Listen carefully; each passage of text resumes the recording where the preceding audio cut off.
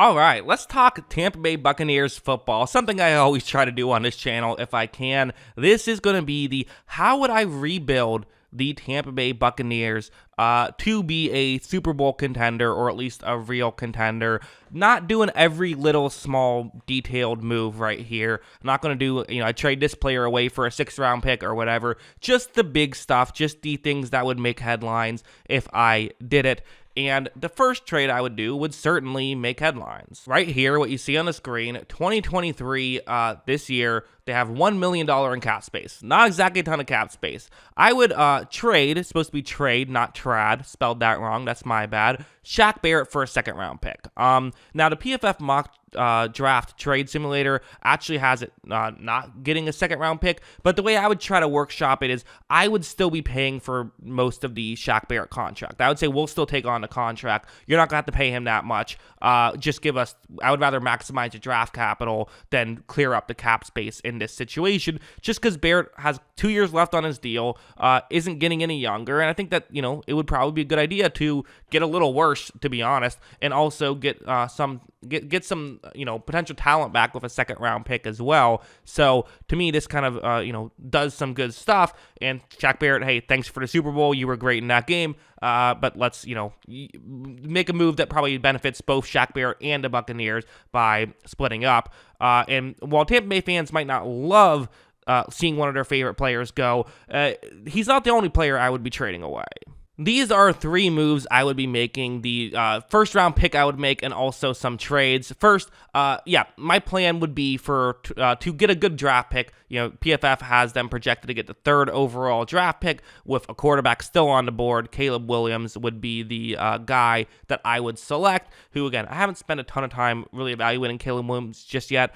Usually I watch all the draft tape, the offseason that those players are about to get drafted, but I've heard some good things, so he will be the guy that I select and try to be the quarterback of the future.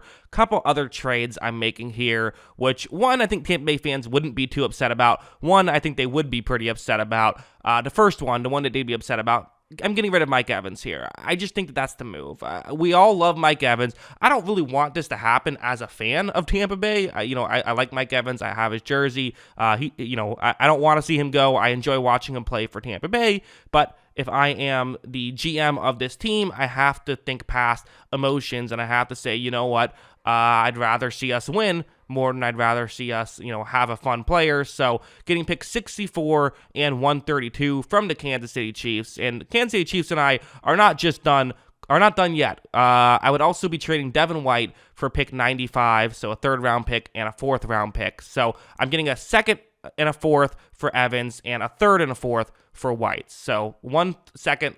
So basically, through the trade so far, I've gotten 2 seconds, a 3rd, and 2 4ths added on, just getting some extra picks. And I'm also getting Caleb Williams, who should be a very impactful player for us. Hopefully, again, there's the potential, and really, when you're rebuilding, to me, that's kind of the way that you view this, is you figure out how to get a quarterback, how to build around them, you take that swing, and if the quarterback sucks, well, then you try to get another quarterback. To me, that's how I view it. So we got Caleb Williams. How will we now build around him? What are the big franchise-altering free agent moves we will be making in 2024? This is what I have in my 2024 list. I would pay Antoine Winfield. That is the main thing I would do. A lot of the contracts that they have that are expiring that year already I've traded away at this point. So, the $28 million in cap space, I keep Antoine Winfield on the roster. I think he's very important, but I'm not making any moves. I just don't think Tampa Bay can really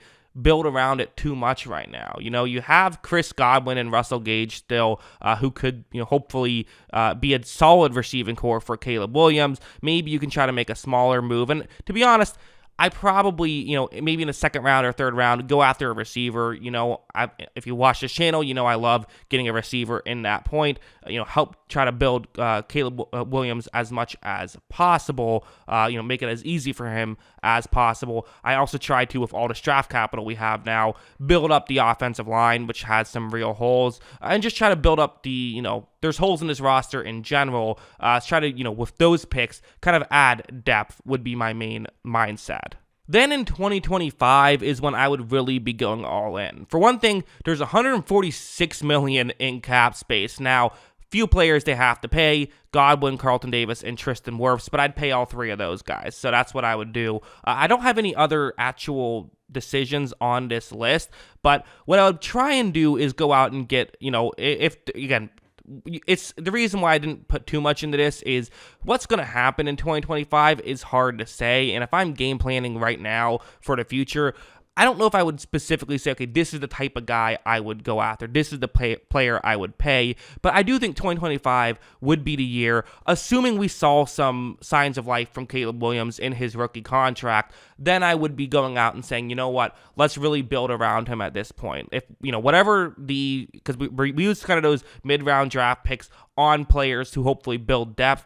Whatever the holes in the roster are at that point, you can then use the extra cap space to try and build through free agency. So let's say, I draft a receiver, they don't really do much. Okay, well, maybe I'll try to get another good receiver who's available. If there is one available, maybe I make a trade for that at that point to make something like that happen. Or a draft pick, because again, they should still have a good draft pick in 2025 if they were the third worst team in football and then drafted a rookie quarterback, which takes some time to develop.